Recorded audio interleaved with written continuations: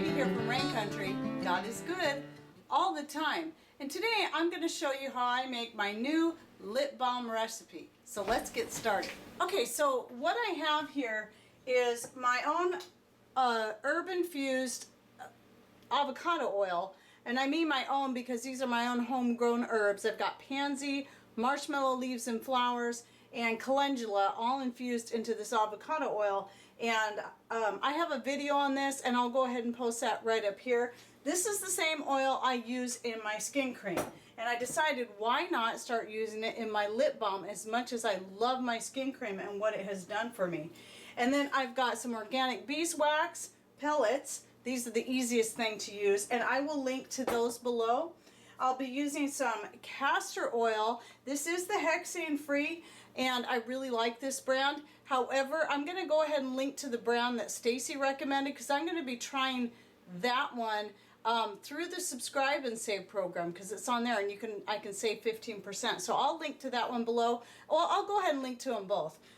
This one's been a good one. I really like Now Foods. And then coconut oil, which I forgot to get out. Okay, so I've got some I've got some Aunt Patty's organic coconut oil.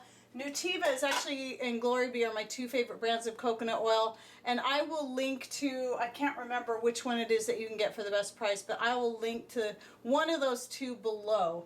When I'm using when I'm making lip balm and skin cream, I prefer to use the unrefined coconut oil, the one that has a little bit of the coconut scent and smell to it. But you may want to use the refined. It's still very, very healthy if you don't want any of the coconut scent or flavor in there. But typically your essential oils, which is the other thing you may want, that's totally up to you, are going to cover that up. So that's entirely your choice. So now what I have here is this beautiful little thing.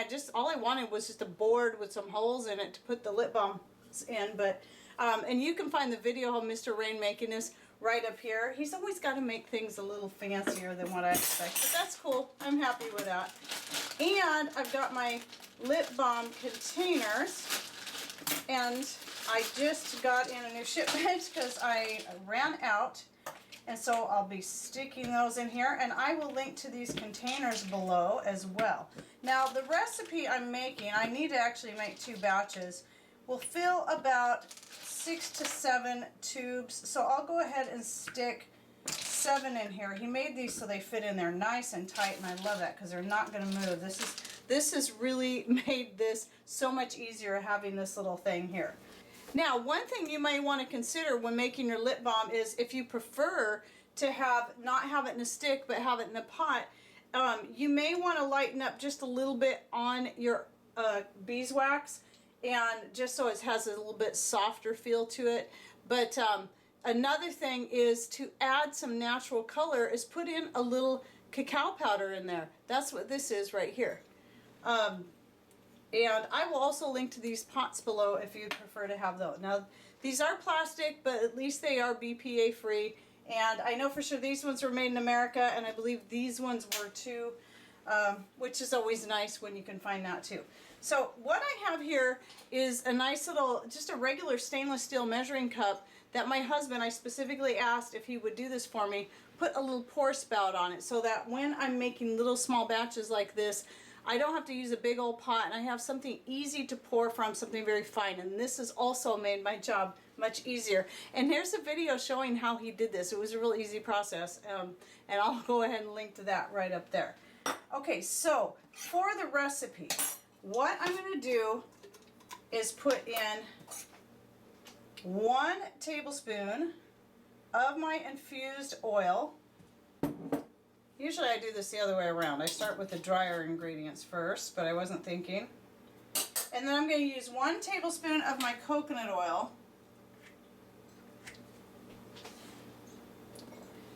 1 tablespoon of beeswax.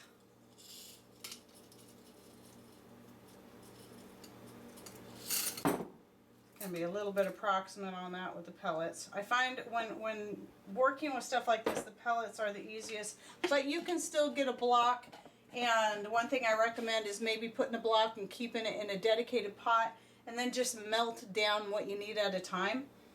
And then just a half tablespoon of your castor oil, give or take. I'll put just a little bit more because I don't have a half tablespoon in my stainless steel measuring spoons. And then for your essential oils, this batch is going to be wintergreen because I've yet to make a wintergreen batch. And I'm going to put, for a small batch like this, I'm actually going to put about a half of one of these capfuls, which might be about a half of a teaspoon at most. I suggest highly that you start with a couple of drops and test it first before you add any more. So I'm going to go ahead and stick this on the wood stove and let it melt down slowly. If you're doing this on a conventional stove, put your heat on low and let it melt slowly. You do not want this to get too hot.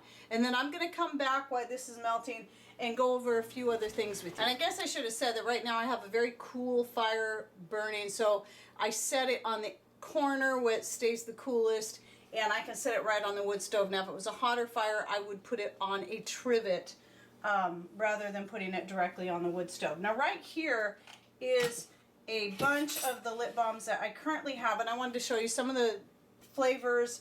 You know, these are all using essential oils. I don't put any fake ingredients into my lip balms, no fake flavors or anything like that. I only use whatever essential oils I can get a hold of. And my most recent batch, and I kind of screwed up on the label because so it overlaps, but is the Ylang Ylang Vanilla. And I thought that would be a fun one to try. Grapefruit Vanilla is another really good one. My absolute favorite though, which used to be the orange clove, and still I love the orange clove, which is the other batch I gotta make, is, if I can get to it, my new favorite though, because the feel and everything about it is just so wonderful, is frankincense. And so I highly recommend trying the frankincense oil in yours. It's just, frankincense is so good for your skin. So is ylang ylang and grapefruit. So these are all really excellent choices for using in your lip balms. But you can still be creative. I mean, orange clove is just a really nice flavor. Peppermint a lot of people like. Lavender is interesting and fun. And what is the other one I have in here? I just have plain orange and plain lemon. And let's see. I thought I had another one in here that was different. Maybe not. But then I wanted to also explain to you how my bowl is very full. This is one of the wood bowls that Mr. Rain made, by the way. And anyway, so what I wanted to explain is the labels. So if you're wanting to label your lip balm, all these are Avery address labels, and I will link to these below. And if you download the free Avery program, all you got to do is punch in the Avery number on the front of the envelope, or even on the sheet. When you pull out the sheet, it will have the number. You put that in there and it will pull up the template, and it will even pull up designs that you can use. I always just start with it blank because I try to keep these fairly simple, especially because they're small. And then I'll just put a little clip art in there and then explain what it is. And then I wrap them this way because they will hold better, because then they can wrap over each other. I've tried going the other way with them, or cutting them shorter and have them go this way. It just doesn't work very good. Wrapping it around and then, having it wrap over itself is the best choice for that. So that's what you can do for your labels. Even if you're just making them for yourself and you're wanting to try different flavors, you still want to label it so you know which one is which. Oh, one more thing I want to say about the castor oil before I go on was, it was really interesting when Stacy put out that video about castor oil. I've had this for a while. I bought it a couple years ago, I think it was, because I had read about how good castor oil is for your skin, and so I wanted to start using it in different homemade products, and I actually sort of forgot about it. I started using it right away and then kind of forgot about it, and just before she put that video out, I started thinking that I might want to start adding a little bit of this to my skin cream. And I have been doing that for my own skin cream, and may consider doing it for the skin cream that I sell as well. But definitely in the lip balm, I've been really happy with the results of using this in both the lip balm and in the skin cream. And so go ahead and check out Stacy's video, and I will also link to her video right up here. A lot of really great information about castor oil and some uses for it. So, okay, I'll be back when the lip balm mixture is all ready to pour. All right, so my mixture is all melted and blended in well, and I'm going to go ahead and start pouring it. And what you'll want to do, what I recommend, I actually got this idea from Bumblebee Junction, is fill it up about 3/4 of the way or so, not all the way to the top. And I'll explain why in just a minute. For this, it's best to go down one side and then turn it and go up the other side.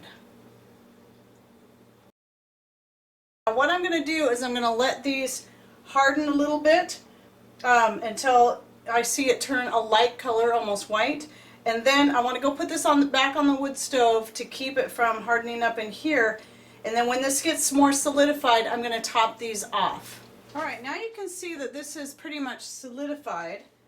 And so now what I'm going to do is I'm going to go ahead and top these off. Now, all right, the reason you want to do it this way is that when you look in there, you'll see that it will sink down as it's cooling.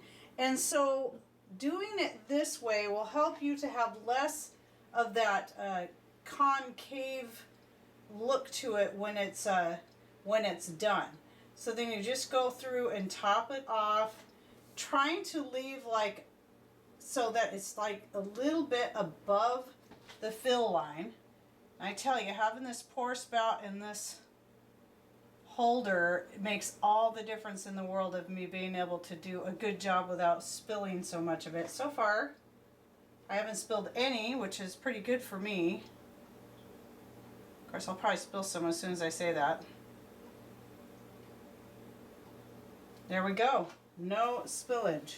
All right, now that these are fully set, I'm going to go ahead and snap the lids on here. And then what I'll do is I'm going to wash them up real good on the outside with a little bit of warm soapy water. And then let them dry, and then I'll stick my labels on there. And what I do with the excess is I just pour it in a little jar like this, and I don't care what flavors and whatever get all mixed together. This is something I can just set alongside the bed or anywhere and just have a big container of lip balm, and I just keep adding to it whenever I'm making my lip balms. And actually I've never had any that taste bad, even with all the different essential oils mixed together like that. So anyway, that's it. That's how I'm making my lip balm recipe now. So if you don't have your own infused oil or herb infused oil, just use whatever oil you want, or you can check out my previous lip balm recipe right up here. And I didn't have all this cool, equipment then, but it's a little bit simpler. It's not as much to it. But you can even just use the avocado oil without it being infused with the herbs. I just like the idea of really getting these good skin beneficial herbs into my lip balm, especially knowing that it's organic and I grew it myself. It kind of gives it that added bonus. But anyway, well, I hope you enjoyed this video and that you learned something new.